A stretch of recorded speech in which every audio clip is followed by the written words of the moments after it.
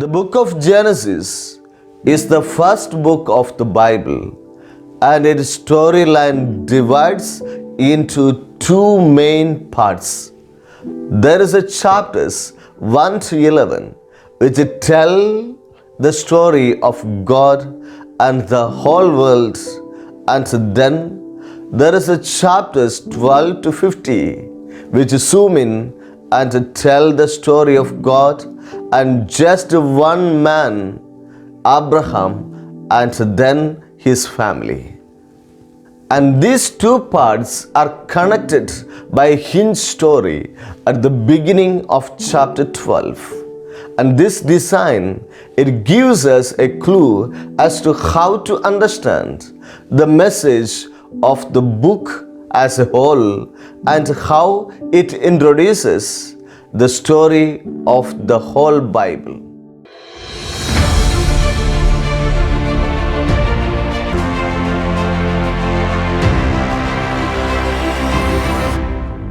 So the book begins with God taking the disorder and the darkness described in the second sentence of the Bible, and God brings out of it order and beauty and goodness, and He makes out of it a world where life can flourish.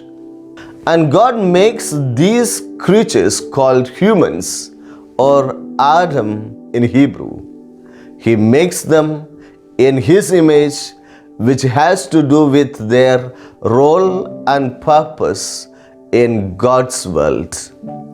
So, humans are made to be reflections of God's character out into the world. And they are appointed as God's representatives to rule His world on His behalf, which in context means to harness all its potential, to care for it, and to make it where even more life can flourish. God blesses the humans. It's a key word in this book. And He gives them a garden, a place from which they begin starting to build this new world. Now the key is that the humans have a choice about how they are going to go about building this world, and that is represented by the tree of the knowledge of good and evil. Up till now, God has provided and defined what is good and what is not good. But now God is giving humans the dignity and the freedom of a choice. Are they going to trust God's definition of good and evil, or are they going to seize autonomy and define good and evil for themselves? And the stakes are really high. To rebel against God is to embrace death, because you are turning away from the giver of life Himself. This is represented by the tree of life. And so, in chapter 3, a mysterious figure, a snake, enters into the history. The snake's given no introduction other than it's a creature that God made. And it becomes clear that it's a creature in rebellion against God, and it wants to lead the humans into rebellion and their death. The snake tells a different story about the tree and the choice. It says that seizing the knowledge of good and evil are not going to bring death, and it's actually the way to life and becoming like God themselves.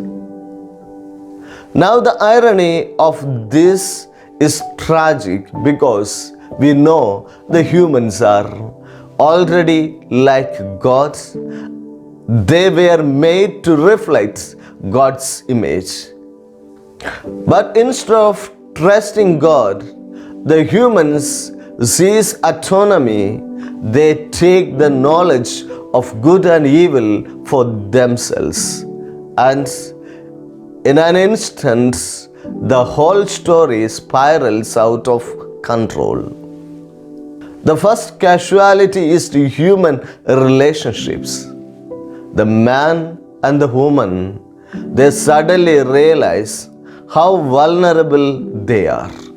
Now, they cannot even trust each other. And so they make clothes and they hide their bodies from one another. Second casualty is that intimacy between God and humans is lost. So they go, run and hide from God. And then when God finds them, they start this game of blame shifting about who rebelled first. Now, right here, this story stops, and there is a series of short poems where God declares to the snake and then to the humans the tragic consequences of their actions.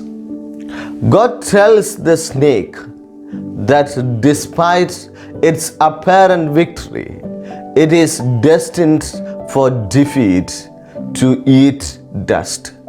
God promises that one day a seed or a descendant will come from the woman who is going to deliver a lethal strike to the snake's head, which sounds like great news, but this victory is going to come with a cost, because the snake too will deliver a lethal strike to the descendant's heel as it's being crushed.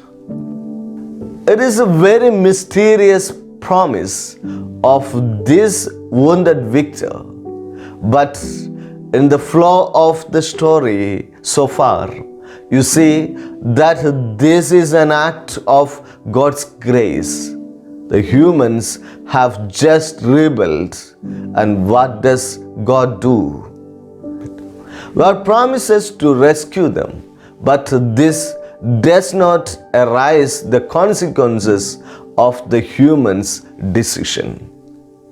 So, God informs them that now every aspect of their life together, at home, in the field, it's going to be fraught with grief and pain because of the rebellion or leading to their death.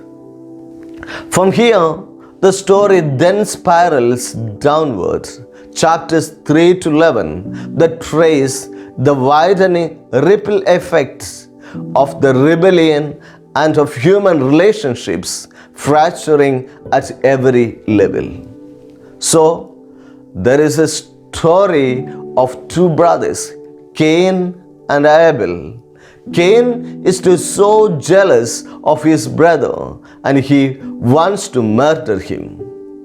And God warns him not to give into the temptation, but he does anyway. He murders him in the field. So Cain then goes on to build a city where violence and oppression reign. And this is all epitomized in this story of Lamech. He is the first man in the Bible to have more than one wife. He is accumulating them like property. And then he goes on to singing a short song about how he is more violent and vengeful than Cain ever was.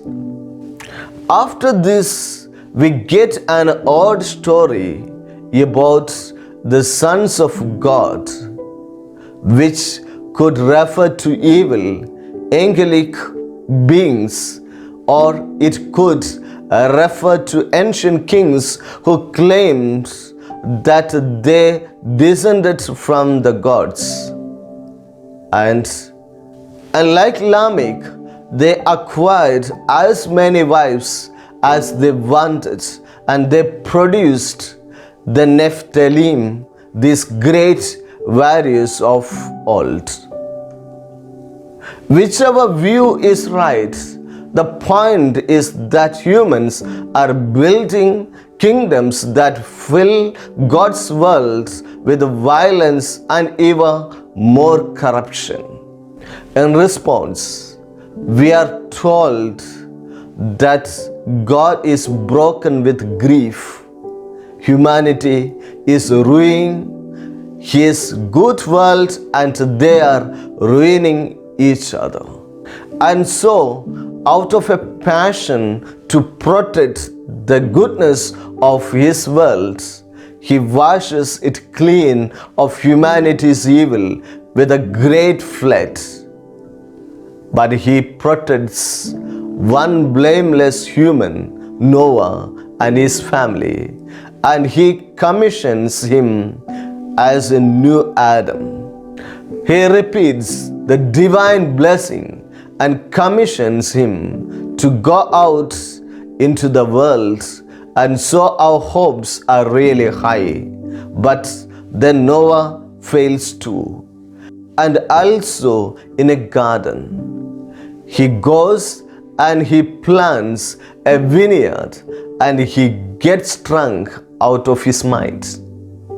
And then one of his sons, Ham, does something shameful to his father in the tent.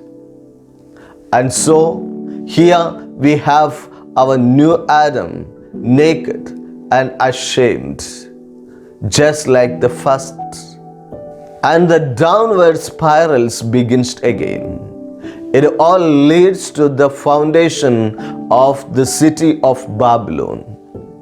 The people of ancient Mesopotamia, they come together around this new technology. They have the brick, and they can make cities and towers bigger and faster than anybody's ever done before. And they wanted to build a new kind of tower that will reach up to the gods, and they will make a great name for themselves. It is an image of human rebellion and arrogance. It is a garden of rebellion now writ large.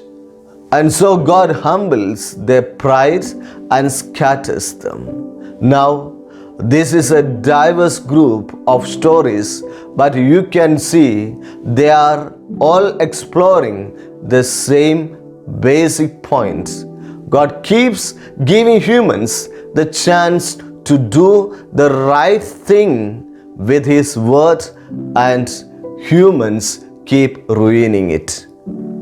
The stories are making a claim that we live in a good world that we have turned bad, that we have all chosen to define good and evil for ourselves, and so we all contribute to this world of broken relationships leading to conflict and violence and ultimately death.